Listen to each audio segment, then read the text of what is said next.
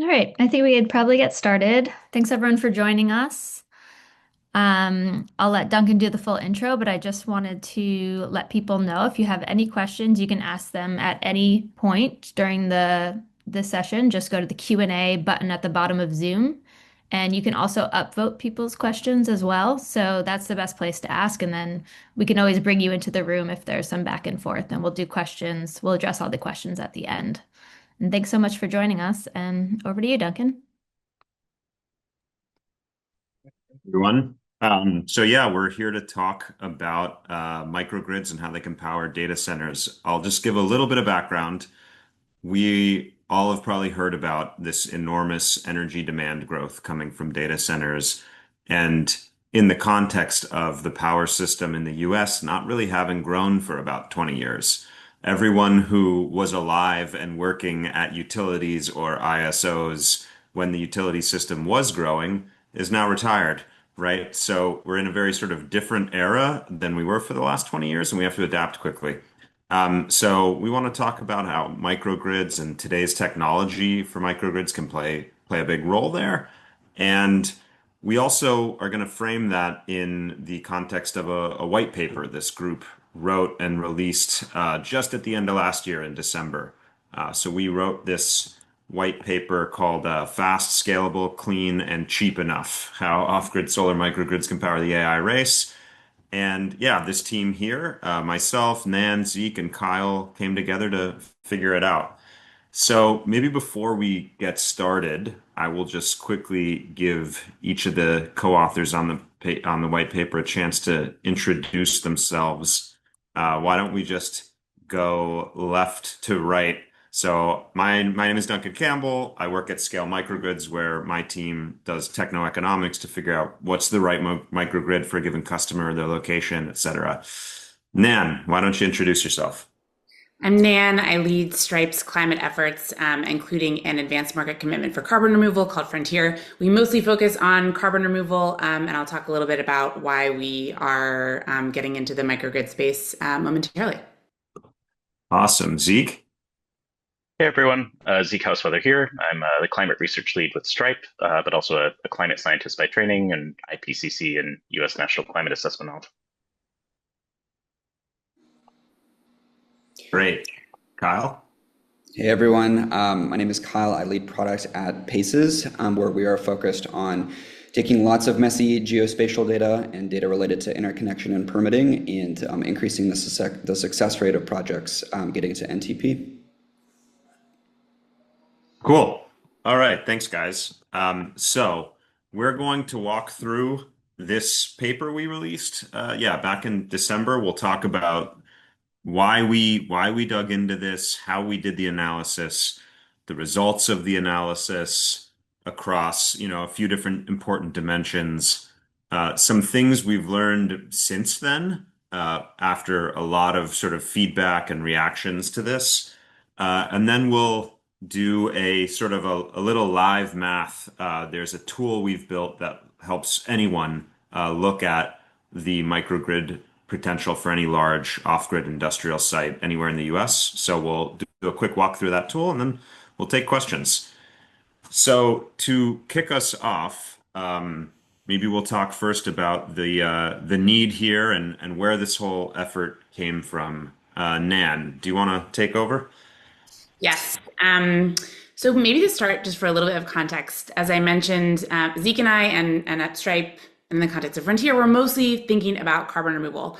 I basically got nervous at the end of last year that, if we're going to need all this new energy for AI and we're going to be building a bunch of primarily natural gas to power that, it makes our jobs a lot harder. And should we quit and go work on this instead? And we calmed ourselves down that we should not do that. But in the process of that, one of the questions that came up is there a genuine alternative to just building a bunch more natural gas? And in order to answer that question, we had to think a lot about, what do hyperscalers actually care about? What would an attractive solution look like for them? And is there a genuine alternative to natural gas, at least in the context of the US? That is not our area of expertise, and that's why we looped in the folks from Paces and Scale. But before we dive into the paper itself, just kind of want to give a very, a bit of an oversimplified summary of what we learned from conversations with hyperscalers and data centers and a bunch of folks who would end up being the sort of consumers of these projects that we're going to talk about. So the bottom line is that, as probably a surprise to nobody if you're on this call, but they care a lot about getting a lot of energy very fast. Speed and scale are definitely the most sort of important factors here. And that's a bit of a departure from maybe how folks have thought about this historically. Cost matters, but for the most part, these organizations are more time sensitive than they are price sensitive. And so when we are sort of thinking about cost competitive, the rough rule of thumb that we had was sort of under $100 a megawatt hour, but 3 Mile Island, as you'll see, was meaningfully more expensive than that. So there's not sort of a strict sort of stack rank. There's some elasticity on each of these. From a reliability standpoint, we, for the purposes of this, we're looking at about 125% of capacity for backup. And on the emission side of things, a lot of hyperscalers have climate commitments, and ostensibly they do care about this, but that is not the number one priority. This is, getting a bunch of spinning up these AI data centers quickly is of strategic importance to them. It is arguably of national importance. And so while this is sort of in the background, and we care a lot about it, that is not the primary thing that we're solving for here. And so kept that in mind, but that was not sort of top of mind and sort of the primary thing driving this analysis. But you'll see as we go through sort of how to think about the speed and scale trade-offs versus cost and reliability was something we were kind of trying to grapple with in the context of this paper.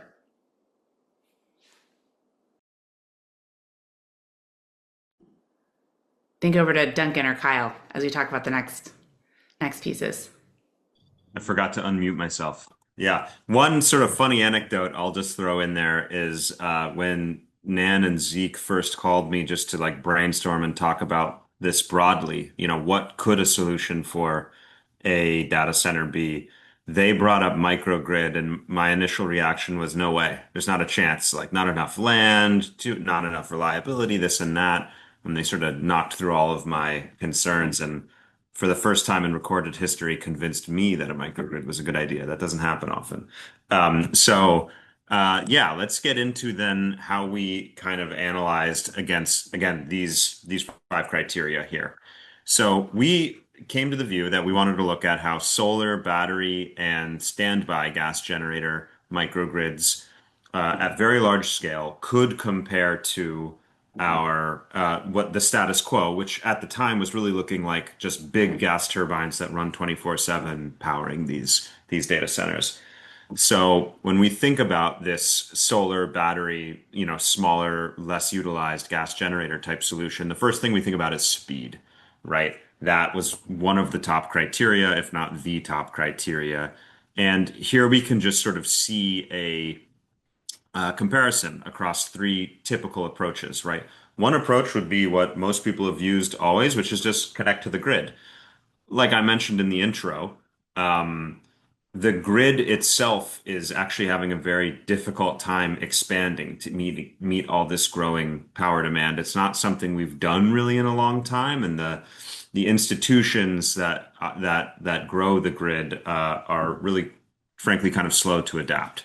So whether it's connecting new power plants to the grid or connecting new large loads to the grid, it's turning out to take a very long time. Interconnection queues in the US are, on average about 5 years right now. In some places, that's even much longer, in some places less so. And that's both, again, for installing new big sources of, power plants connected to the grid and for these big loads. They're kind of treated similarly.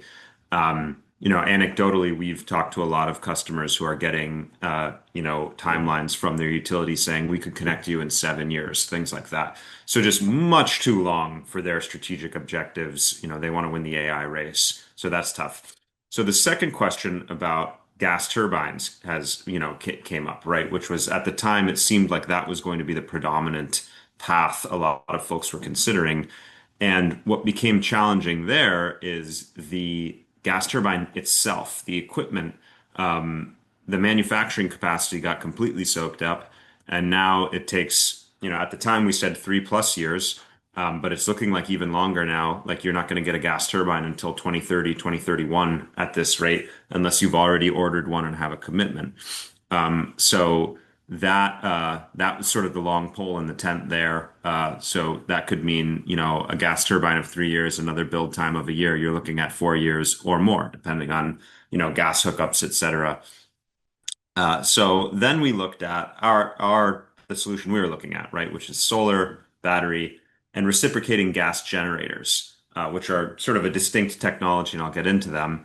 And really, you can buy these generators in lead times more like 1 or 1.5 years, and then so another year of building the facility or more than that, and you have a meaningful advantage here relative to the status quo grid interconnection or the co-located natural gas turbines approach. Now, obviously, project to project, these things can move around a lot, but we saw that there was, a large advantage here for this type of solution. I'll quickly just talk about gas generators or engines versus gas turbines.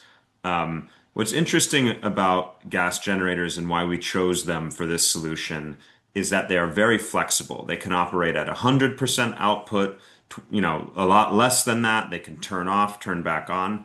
So in a system where you want to use a lot of solar and battery, and for many hours, maybe exclusively be using solar and battery, you're really not going to pair that with a gas turbine, which just wants to run all the time or to be off for a long time, but not be turning off and on. And it just so turns out that these gas engine generators are also, have quicker lead times. So they make sense in this type of solution for both speed and other performance reasons. So the next thing we looked at is, okay, we think we have a speed advantage here. We think this could work. But what's the cost going to be? And this is where we got into sort of a lot of the meat of the analysis. So we built a model that looks at 20 years of operating a given power system, assumes a data center demand that's 24/7, 365 flat. So for example, you could say 100 megawatts of demand that's just there, all 8,760 hours of the year. And then we layered in the solar, the battery, and the generator filling in the gaps, found all of the capital costs, all of the operational costs, both fuel and maintenance, any equipment replacement costs, everything that would be involved in this. We also considered how the solar and battery degrade every year, so they become a smaller and smaller portion of the energy mix each year, or maybe you're overbuilding them. We consider how you might have to curtail some of the solar. There might be too much solar generation at a moment to store in a battery, and so you might have to just actually waste it. All these things were considered in a power flow analysis and levelized cost of electricity analysis. And then we basically look at all those costs over those years, discount them back to today, discount all the energy generation back to today, and we can determine this, levelized cost of electricity. Levelized cost of electricity is sometimes a metric that's criticized because in the context of just, say, looking at a solar power plant, it really just says what's the cost of producing solar electricity without thinking about the cost of the rest of the power system needed to support that. But in this case, this is an off-grid power system. LCOE is a, all-inclusive total metric, which is pretty cool. That's often not the case. So we built that model and then we ran tons of system configurations through it, more solar, bigger battery, less battery, all sorts of system configurations for it through it across a ton of different locations in the United States to kind of produce this curve. This is called sort of the Pareto curve, but basically it's saying for a given level of renewable percentage. So this is saying over the 20 years of operation, how much of the site demand is served by the renewable power as opposed to the gas power. For a given level of that, what was the cheapest solution in LCOE terms that produced that level? And so we have this curve here. There's a dark blue curve and a light blue curve. I'll explain them in a second. And then we compared that to what we thought were the two comparisons that kind of made sense at the moment from a cost perspective. The first comparison was this dotted green line at the top, and this is 3 Mile Island. So that's the nuclear plant in Pennsylvania, not the unit that melted down, but a different unit that's ran fine for a really long time, but was recently just mothballed. And this site is being restarted by Constellation Energy for a hyperscaler, and there's pretty high costs associated with restarting a nuclear plant. Somewhere around $120 a megawatt hour is sort of the industry estimate, plus a little bit for, this isn't going to be a co-located site, so you still have to pay the transmission and distribution charges from your local utility as well. So somewhere around $135 a megawatt hour seems to be the upper end for unlocking a bunch of power relatively quickly that's low emissions. Below that, the dotted orange line, through the very same model we built, we just ran what the gas turbine case would be. So we threw the gas turbine costs in there. We sourced those costs from Lazard, which is a firm that looks at all these things. We actually built in a little bit of redundancy because all these sites tend to want, if it's 100 megawatt of data center, they want 125 megawatt of generation in case some of the units go down. And we found the cost is somewhere around $86, $87 a megawatt hour. So those are kind of our upper and lower bounds. And then our system were the curves in between. And what you see, we have a dark blue line, which is kind of our baseline, which means 125% gas generator capacity, and then adding the solar and battery on top of that. And then we have our light blue line, which is not including 125% generator capacity and just 100% generator capacity. The thinking there being we have so much solar and battery on these sites that it's probably okay to do that. And also a few design optimizations, sort of things you would do with solar and battery design for these big off-grid systems that maybe aren't typical for big solar and battery projects, but do make sense.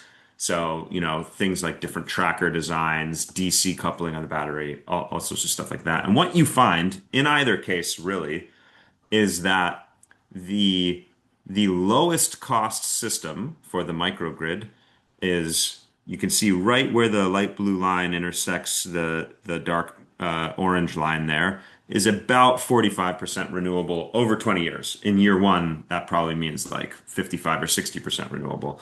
So what that tells us is adding solar and battery up to this level just saves you money, right? If you're going to build 125% capacity gas generators, you might as well be adding solar and battery up to the point that it provides almost half your power over 20 years, because that's just reducing your fuel costs and your generator maintenance costs. Basically, the LCOE of that solar and battery is less than the operational costs of the generator. After that, it starts to slowly tick up, not at a significant rate, right? So if we look at, for example, the dark blue line, that 45% level is about $92 a megawatt hour. It slowly ticks up all the way to about at 90% renewable. It's, 107 a megawatt hour. So not much increase to go all the way up to 90. And in the light blue line, it's the same trend, but even better because just the costs are a bit lower. And so it's a bit more expensive than the pure gas turbine approach, but still a lot less than 3 Mile Island, which is a good proxy. And so what we're trying to say here, or what we found here rather, is that a pretty highly renewable system is only slightly more expensive than the gas system, and it's faster, and it hits your climate targets. And I would even say it protects you against gas rate increases, right? We built in $5 an MMBTU as the cost of gas tier, but with a bunch of new LNG exports, who knows what that might go up to? It could be $7, $8, who knows? And so this highly insulates you from the cost of gas as well, which is worth something. So basically, we found the costs up to about 90%, starting at somewhere around 45% renewable, generally makes sense. It's going to vary site to site, but there's a lot of sort of meat on the bone here. What we also found is after 90%, the costs are exponential.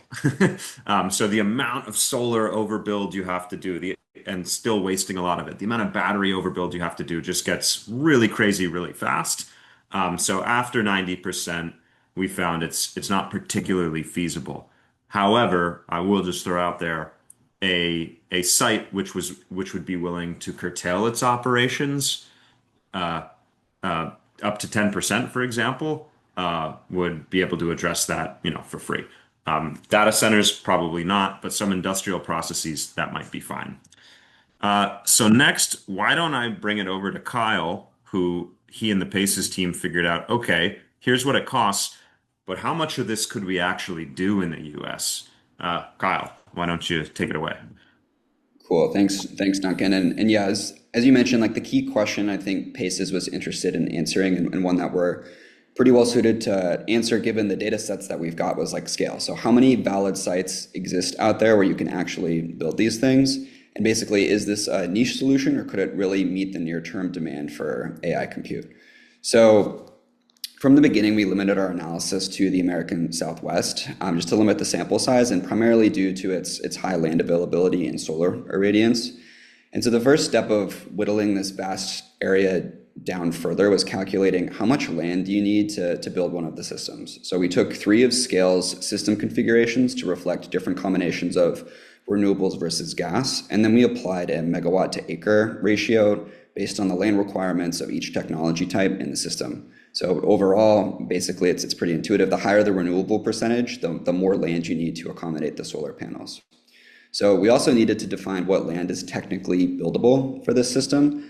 So we only included land with gentle slopes, as well as implemented setbacks from environmental hazards like wetlands and floodplains.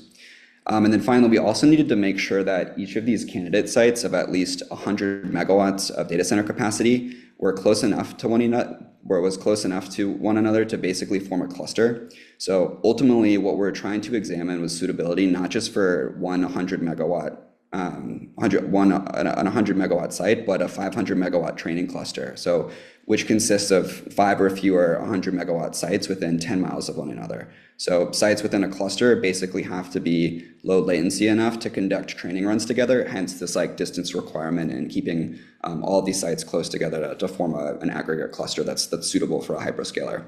So once we had the list of the potential sites from this component of the analysis, we needed to filter it down further by other factors, such as proximity to infrastructure and also like critical protected areas, right? So we only included sites in our analysis within 10 miles of interstate gas pipelines and within 30 miles of an airport and an interstate highway.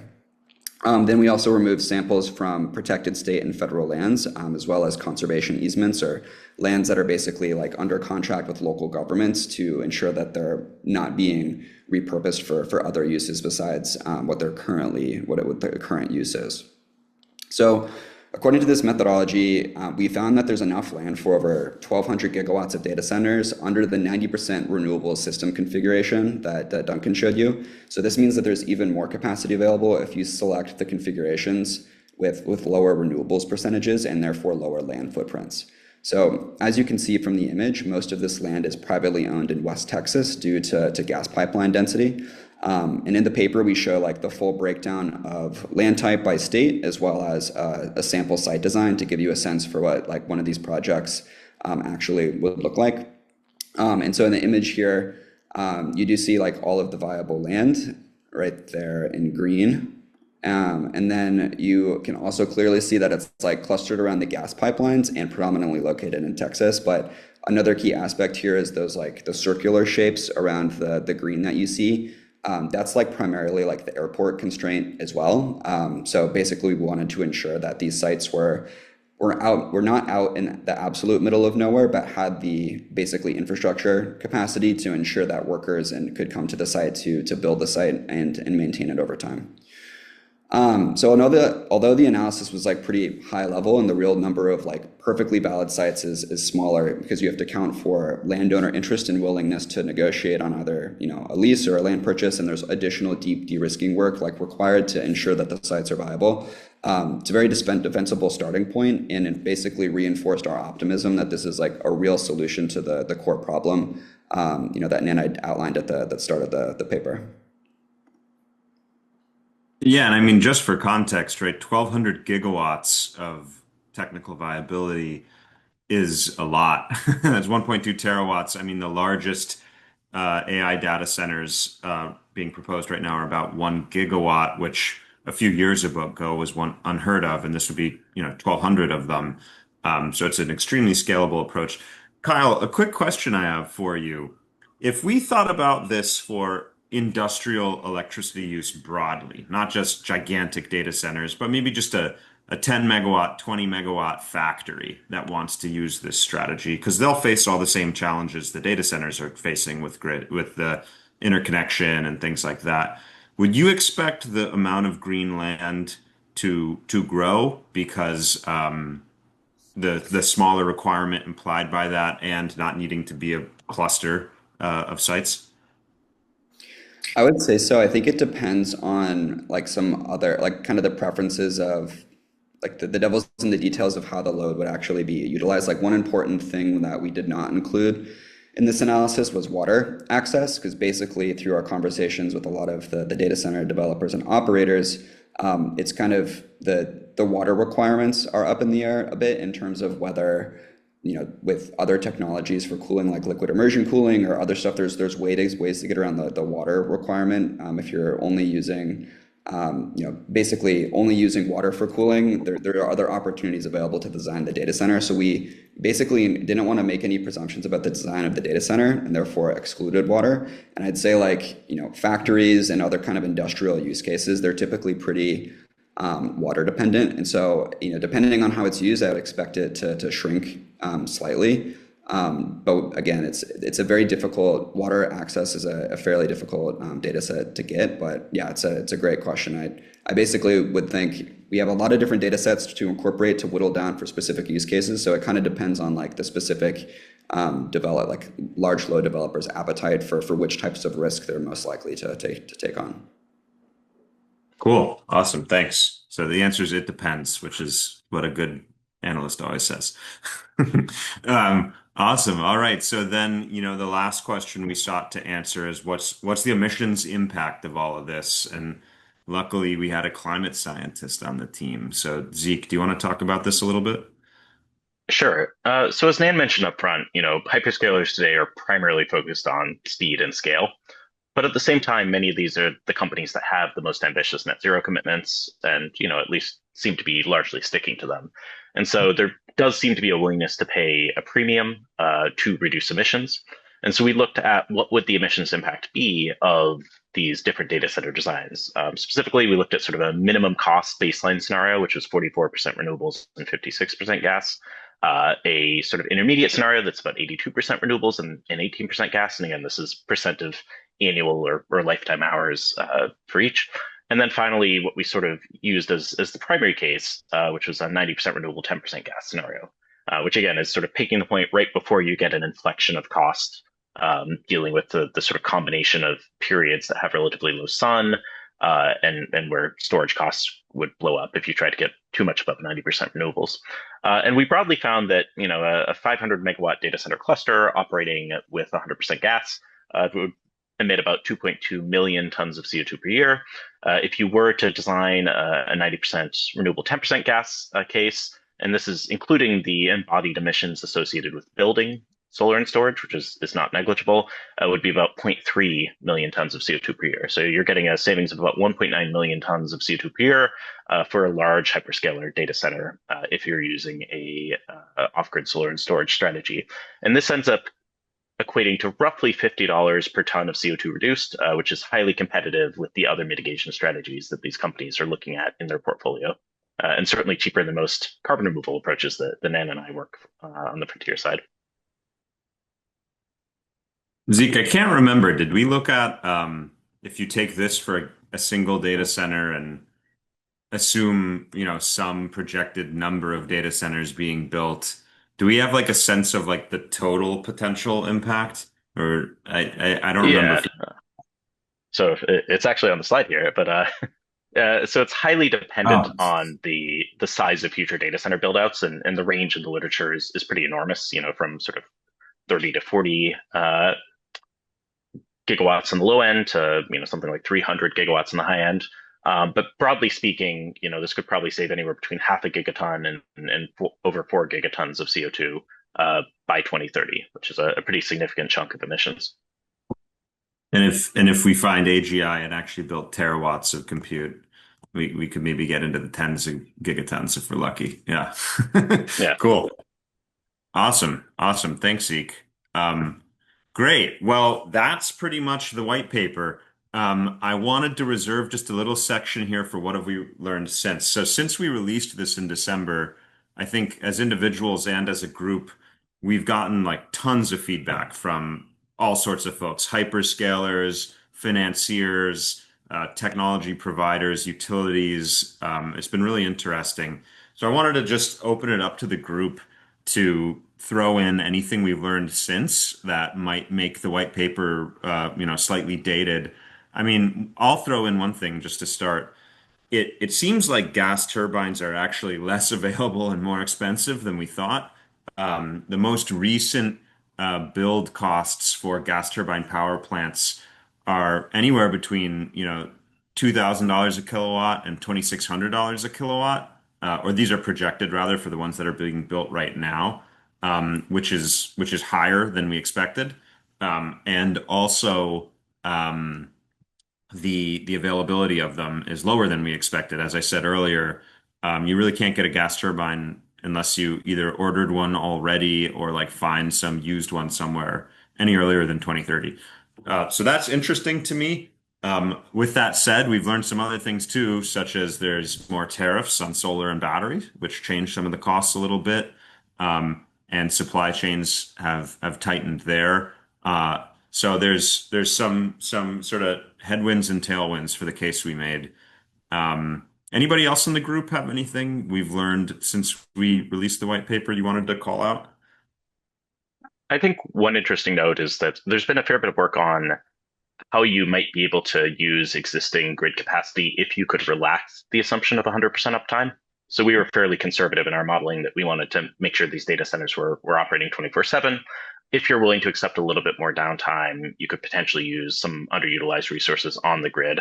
The challenge there is that only scales so far, right? So if we're in a world where the total build out of AI by 2030 is only 30 gigawatts, that could probably be in part at least managed in a world where you relax that constraint by grid connections. If we're in the 50, 100, 200 gigawatt world, it becomes much, much more challenging simply because there is not that level of existing capacity, even underutilized on the grid in most hours. And it takes a long time to build it up. So there's sort of some interesting questions and debates about this, how strict you need a 99 or 100% uptime, if you could get 95 or 90% uptime, and how that might change the math. It would also allow us to have higher solar penetration rates for off-grid data centers if you didn't have quite as high uptime requirements. So it would potentially benefit both options. Yeah, I think that's a really good call out. Yeah, and for context for everyone, not long after we released this white paper, someone at Duke University released, this paper showing, we could add, I forget what the quantity was, maybe 100 gigawatts, 150 gigawatts of data centers, without having to build more power plants if those data centers were willing to basically shut off, 3% of the year or something like that. In talking to data center operators, they do seem relatively unwilling to do that, but what does come up is you could just build very large batteries to do that. So I think there is a path for whether it's data centers or large just industrial load growth. Off-grid is certainly one path that works well. Another path is maybe you can get a physical grid connection. The grid just doesn't have enough power plants to handle it, in which case, large co-located batteries can offer that flexibility service as well. Anybody else have anything? Yeah, I think really related to that actually, and something we've learned through like working with developers to cite these and basically find the best individual sites for this is like, even though the idea behind this is to avoid interconnection queues and speed is key, it still matters to developers to be close to the grid, even if you aren't going to use it immediately. So like we ended the paper with this question of like, if this is so great, why isn't it being done? And it's a little bit circular, but I think it comes back to like how the projects are financed and what the risk looks like for building a data center project that has a co-located, gas, solar, and battery storage system out far away from the existing grid with an unknown timeline to connecting to the bulk system. Whereas if you're building one of those systems to get it operational and remain off grid for, 5 to 10 years, even just having like a line of sight to a tie line that is planned, or discussions with the utility, or upgrades planned to be able to like eventually be able to connect to the grid and serve some of that load through a good connection, actually really matters to the financiers. Just because if like we all believe the AI like plans will come to fruition and everything, but if there's just like a lot of risk in terms of the developer to be like fully pegged into like one offtake, whereas the optionality to like connect to the grid over time reduces that risk significantly, and is something like basically we've picked up through working with some folks on bringing these projects through the development cycle.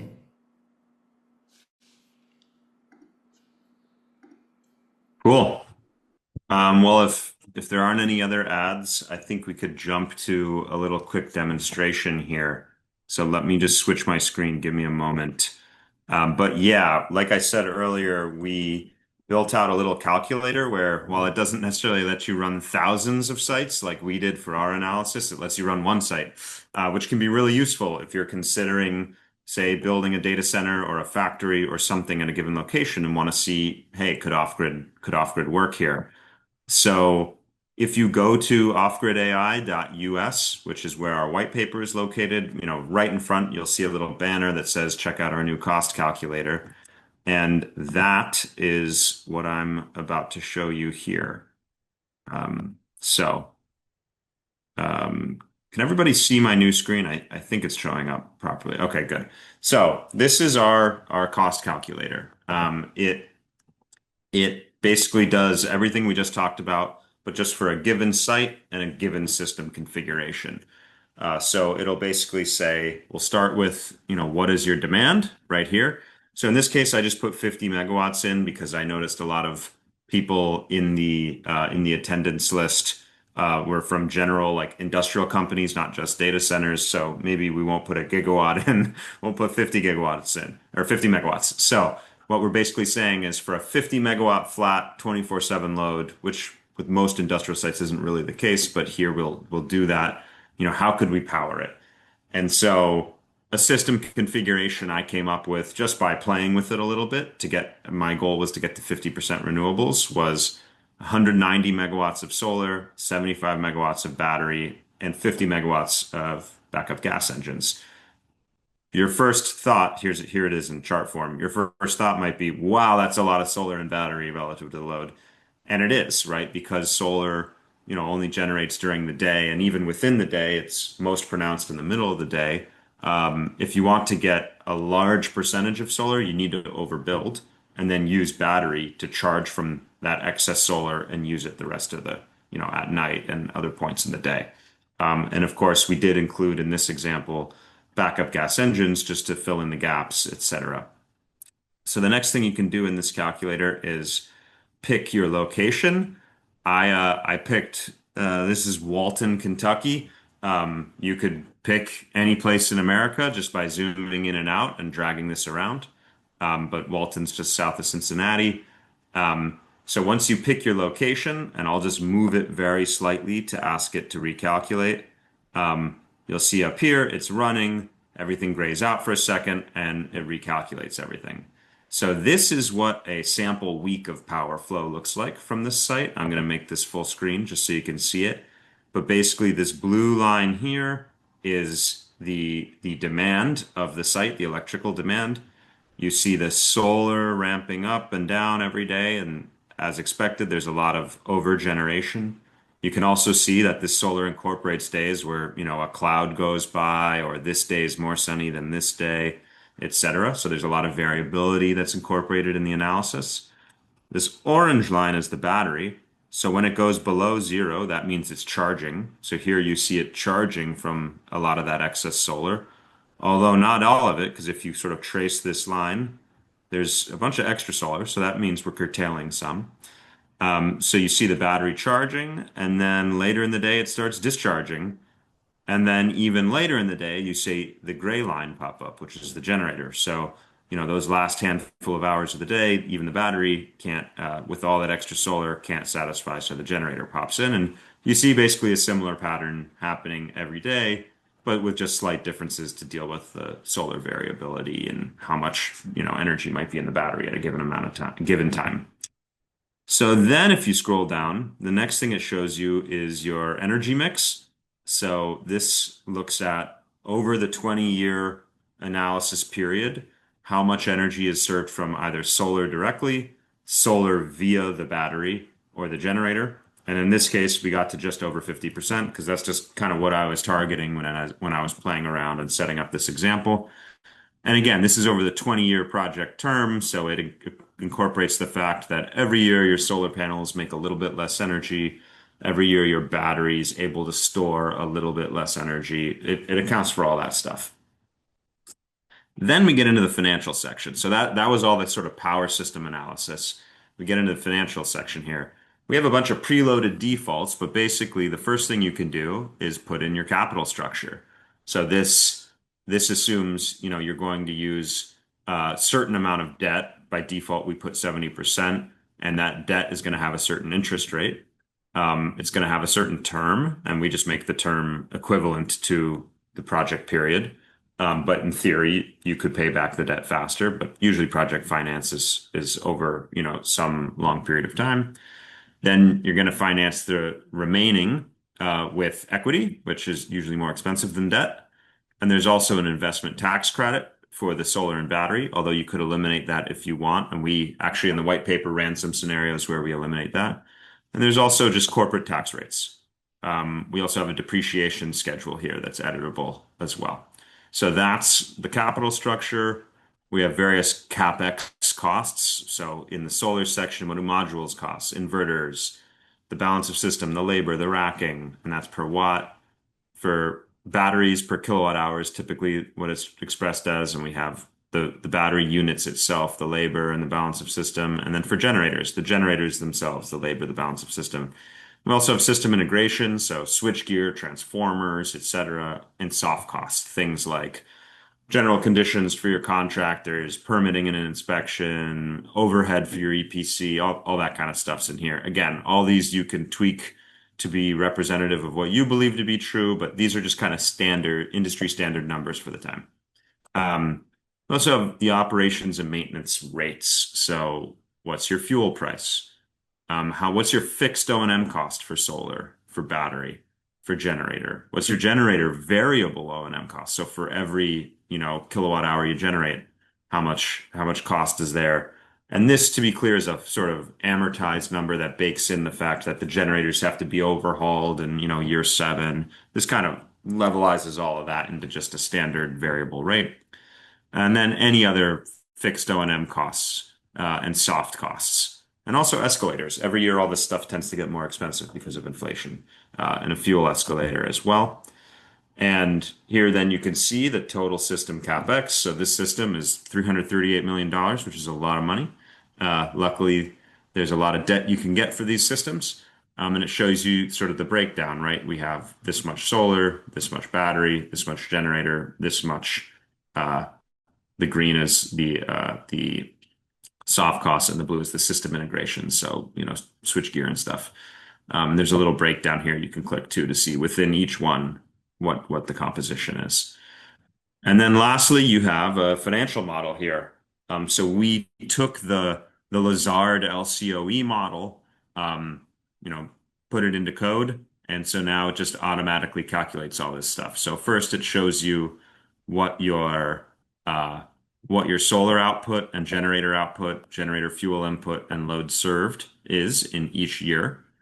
Then it shows you your rates, so your O&M costs, the per kilowatt or megawatt hour rates for all these things.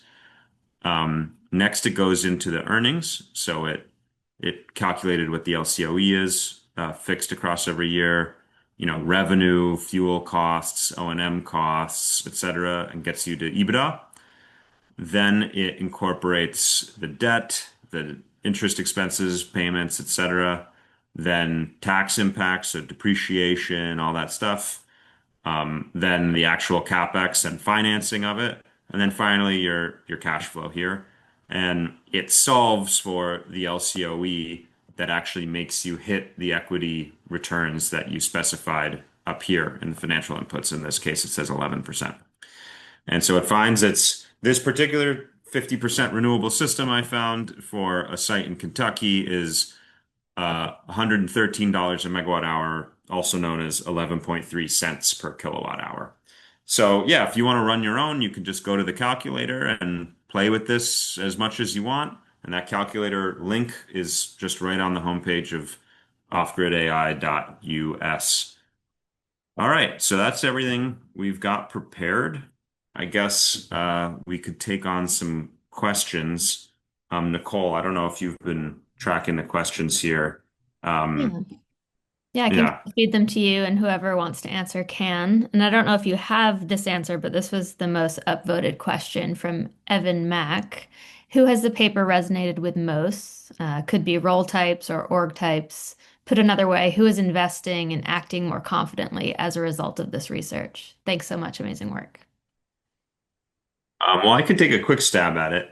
One thing that's been really cool to see is since we've released it, a bunch of people have announced projects. This is still not the predominant way to power data centers, but it is now a way and a real way. So there's, I think one of the most well-known ones is Intersect Power's building a big site in Texas that is solar, battery, and gas engine, fully off-grid.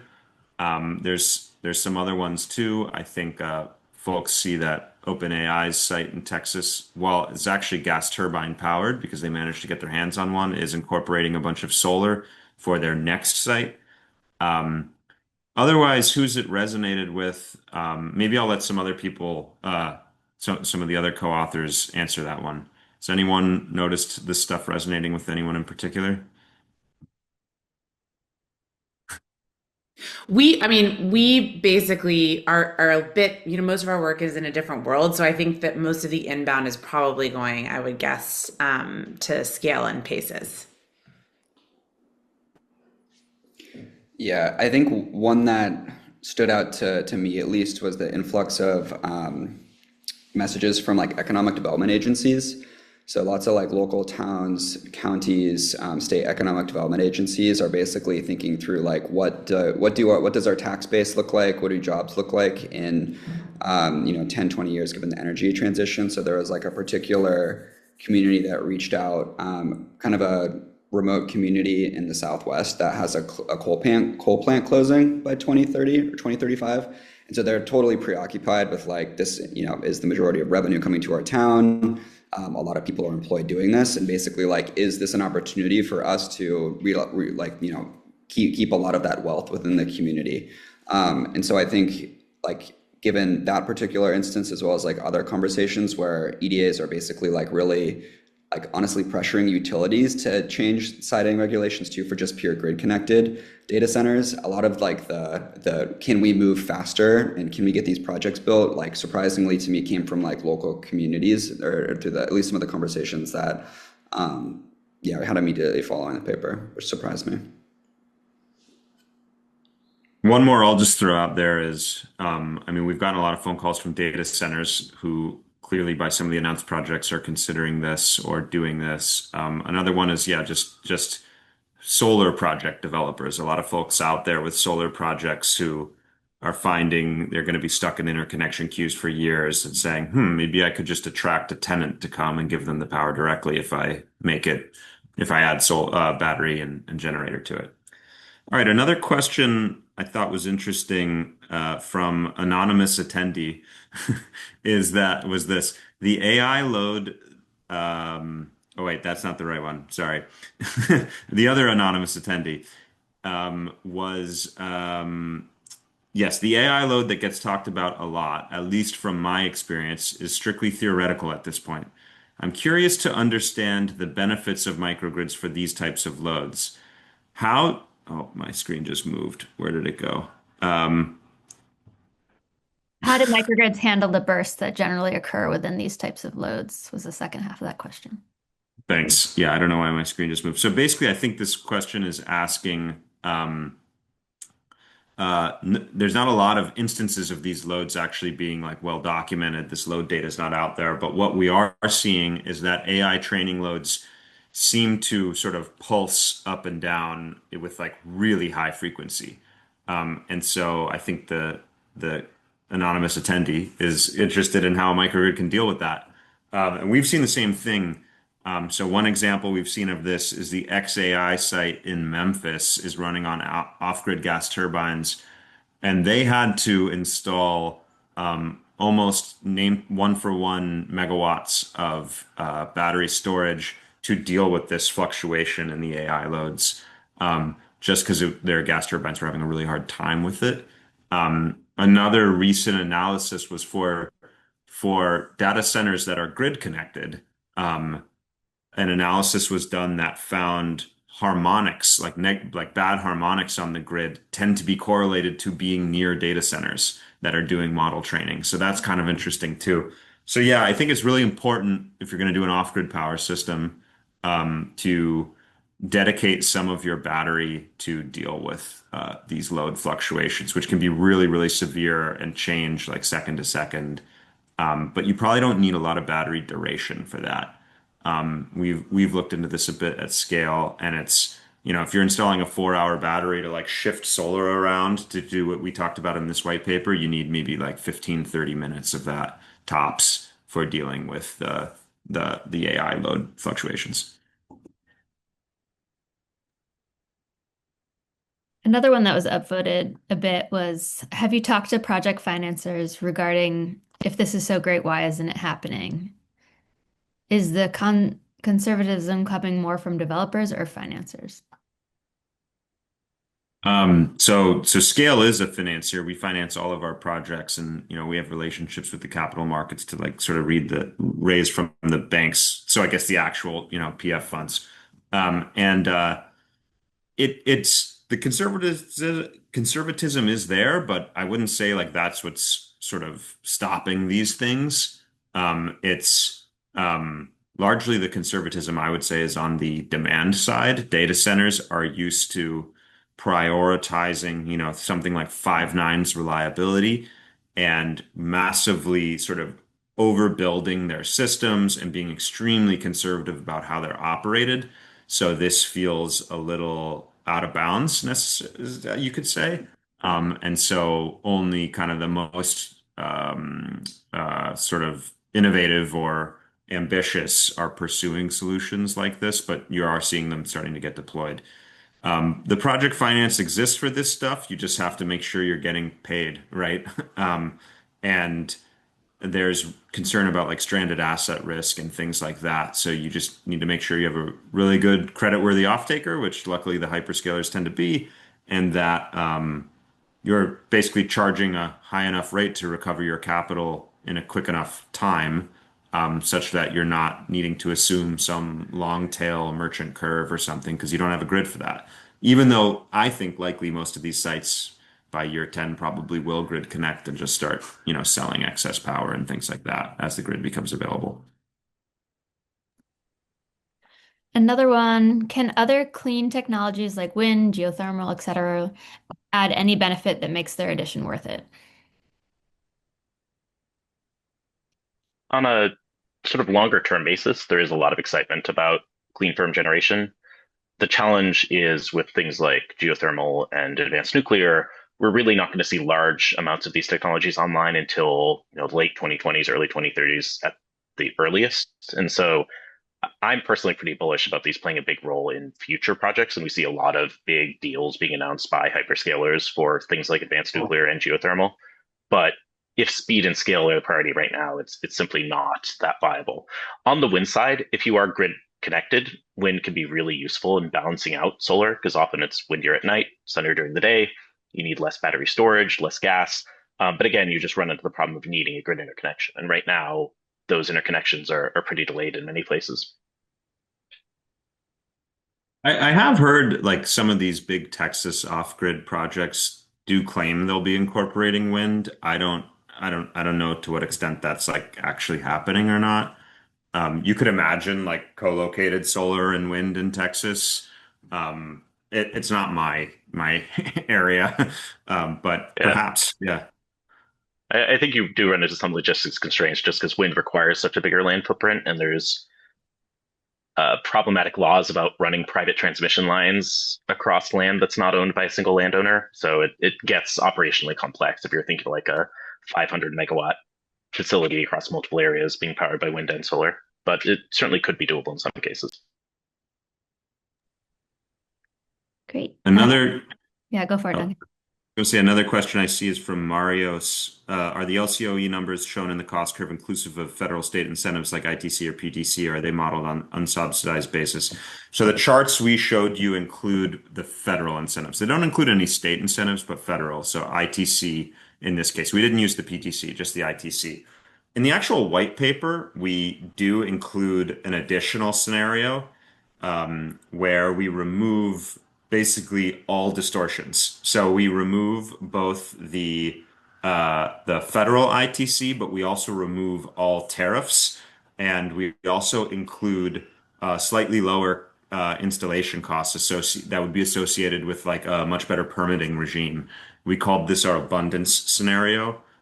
So check check it out on the website. Basically, it costs a lot less and it's really exciting. Not quite viable in the US today because of tariffs and permitting, but if we were to fix those things and sort of have a kind of fully undistorted market for this stuff, removing the federal subsidies would not be a big deal. At least in my opinion. Don't quote me on that. Do you want to take one more, Duncan? We've got about 3 minutes left. Sure, yeah. Okay, maybe what are the regulatory considerations that feed into whether or not data centers turn toward microgrids versus looking for power from the grid? How involved is FERC with this, the Federal Energy Regulatory Commission, and who regulates microgrids? I think there's a lot of stuff going on here. I won't claim to be like the regulatory expert necessarily, but the two things that come to mind for me are one, FERC, there is the nuclear plant in Pennsylvania, not 3 Mile Island, but the other one, I can't remember its name right now, owned by Talon Energy. Amazon, AWS wants to put a data center behind the meter at that nuclear plant. And that is going through the FERC process right now for co-location and is rather controversial. Maybe will get shot down. So that's one angle, which is just like if you're grid connected already with power, are they going to let someone sort of show up as a tenant and take that power? The second thing I think that could matter here is more about state regulation, but to pull off some of these off-grid systems, you might need to say like run a wire across the road or something like that. And traditionally, that's the sole only the local distribution utility company has that ability. The state has given them a franchise. So if you wanted to build an off-grid system out in West Texas, if you wanted to sort of cross a right of way, even just a very small amount, like sometimes that's an issue, and that really comes down to state jurisdiction. I also think just in the long term, if any of these gigantic off-grid systems get built, over the long term, I think a new grid starts to emerge around them, right? Like you're going to have some neighbor who wants to connect, et cetera. And similarly, the franchise would become an issue there. Kyle or anybody else, do you have thoughts on that one? Definitely agreed on like the off-grid component in terms of like building organically out and then eventually connecting back in. I think it's really dependent on which states enforce franchise rights and which don't, and like the back and forth pressure on that. I think to the point of the Duke paper though, there's like a tailwind and a headwind right now on connecting to the grid, which will be interesting to see how it plays out. So like on one hand, a lot of flexible interconnection pilots with like the more forward-thinking utilities who are willing to incorporate some level of like operational flexibility for data centers to get them connected faster.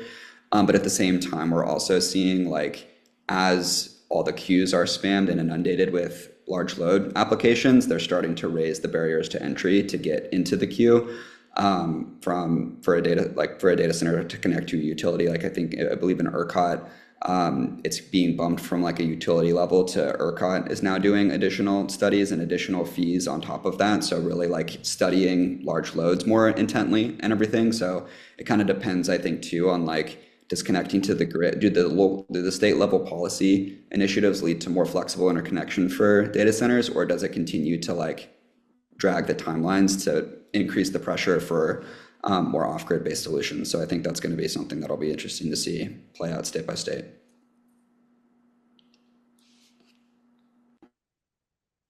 Cool. Well, it's 4:01. So Nicole, I feel like we're probably going to get cut off. I'm like scrolling through the questions now, and there are a lot of other really cool ones. Um, so we should retain these and maybe we'll reach out to these people.